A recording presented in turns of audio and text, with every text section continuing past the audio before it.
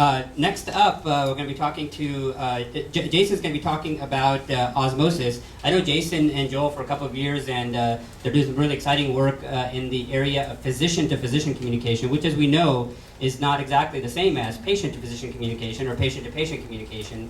So the trusted network that they're talking about is actually very interesting and should be followed as closely as possible, because I blog at healthcareguy.com, and I have a specialty in healthcare IT. I've built EMR systems and been in healthcare IT through American Red Cross and NIH and others for many, many years. And when I posted the blog posting around what Jason is going to talk about now, specifically around what they did with Ozmosis and the H1N1 communication between physician to physician, I got a lot of feedback on the blog, so I know it was a topic that a lot of people appreciated, and I'm glad that he's going to be covering this today.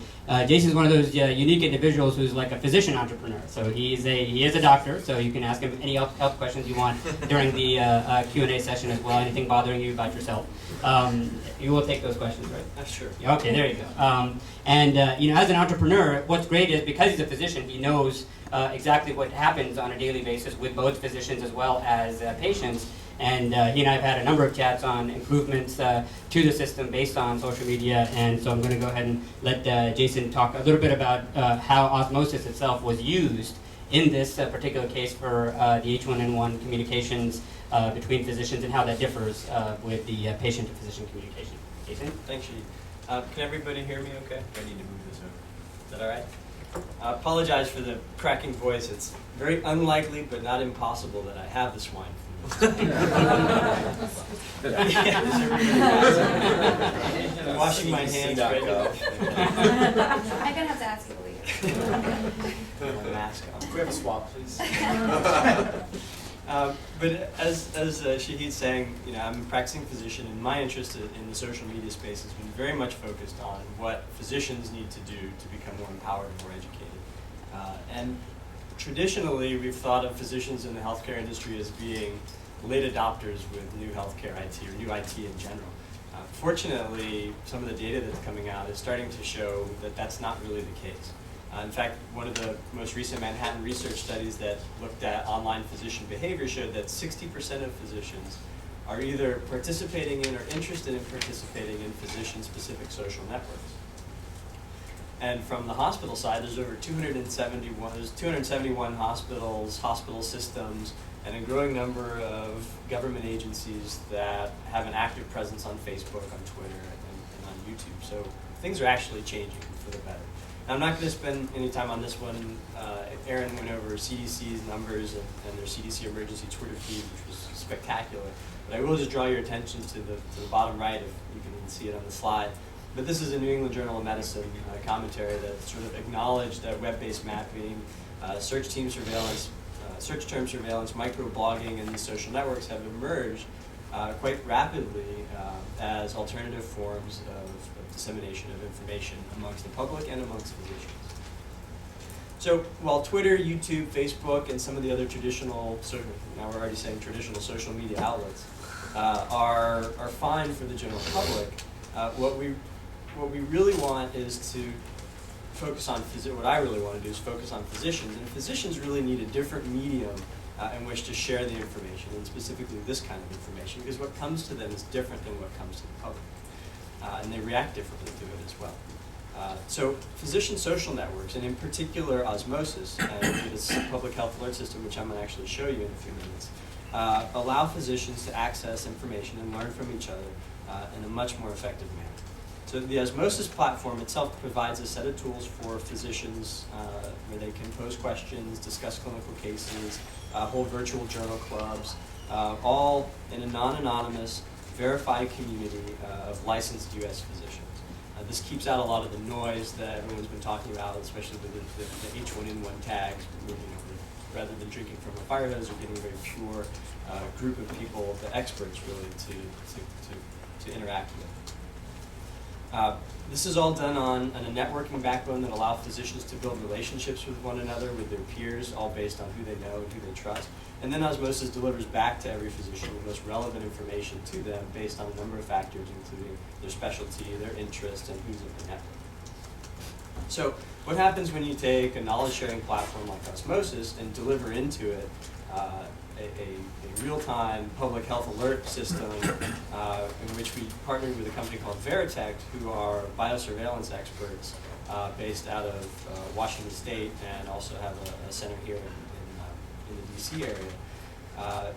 What do you really get for physicians? Well, you get the ability for physicians to view, search, and sort through alerts as well as filter them down to the state level.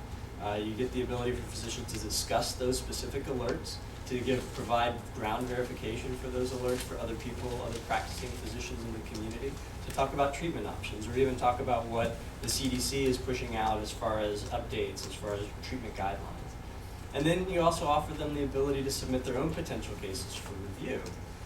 And then rather than just going into a map somewhere on Google, these cases get put back to Veratect, which puts it back into their analytics system and determines whether there's any validity to it, can do ground verification, and then push those alerts back out to the Ozmosis community, or the CDC, the UN, or any other health department that's necessary. So I'm going to show you a quick demo of the actual live health alerts on Ozmosis.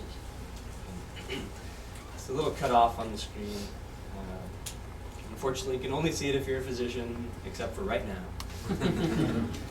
But when you first look at the screen, the physician kind of gets an overall look at what's going on in the country. So you can see activity, and most of it's influenza. There's some malaria for some reason in Kentucky. And you can kind of hover over and get an idea, okay, well, there's a little bit more detail to that. Let's say we were practicing in California, San Diego, and we wanted to see a little bit more detail on this confirmed cases of pandemic in a detention center and quarantine. You actually see a full detailed report from Veratect, which describes what exactly is going on and what sort of action is being taken and what might you expect next. Now I could discuss this health alert right here. I can also see what other conversations are going on related to influenza on the site. Sorry, the mouse is a little sensitive. And I can either engage in those conversations, read through them, and add my commentary at the end. Now, one of the interesting things is that when I was starting to see H1N1, well, not H1N1 for sure, but when I was starting to see some peak of influenza in June in my office, I called my local health department and said, hey, I want to report a couple of cases of influenza. And what they said was, well, we're not really taking reports on any new cases or samples or anything. We just want to know if it's in the hospital, if it's in a nursing home, or if it's in a school. But as a practicing physician, I actually want to know. I want to know what's going on at my community level, what's going on at my neighborhood level. So the ability for me to submit something to the community and then have that come back with more numbers behind it as other physicians are submitting their information and their reports is really useful to me. So this doesn't really replace reporting to the health department or the CDC, and I want to make that clear, but it is an adjunct to it. And physicians can add whatever essential information they need, including their presumption of the severity of the outbreak or illness. So what did we kind of learn from all of this as we were doing this with Ozmosis and physicians? Well, we learned that alerts really needed to be, for physicians at least, really filterable at a local level. I mean, it just didn't make much sense to be able to just get a fire hose of information from Twitter and try to sort out, well, which ones were taking place in my state and my county. So that was very important. We also learned that CDC and WHO announcements, practice guideline updates really need to be disseminated much more effectively. Mine were coming via fax. Oftentimes I missed them. I did have a couple come via email. And on Ozmosis, there was some discussion about when or where they were coming in and whether they'd been received at all, and how often they were being updated. We also learned that surveillance and reporting really needs to be from verified sources. And Craig talked about this. When you hijack a Twitter tag, and who knows who is providing information there, it's really important to know your source of the alert. And we feel we provided that within the trusted community as well as using a partner like Veratect. And then lastly, that the provider reporting at the local level really needs to be better linked to health departments. So the health departments, they aren't equipped to handle thousands of reports coming in a day of influenza or whatever the disease may be. So what we want to do is almost outsource that and say, hey, here's a person, here's a company, Veratect, who can manage all of that data. Let's give them that data and then report that back to the relevant departments working.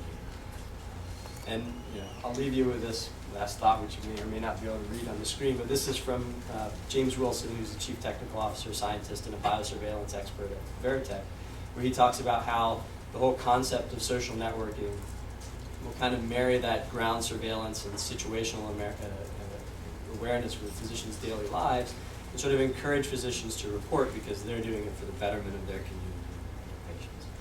And I'll end with that and look forward to y'all's questions.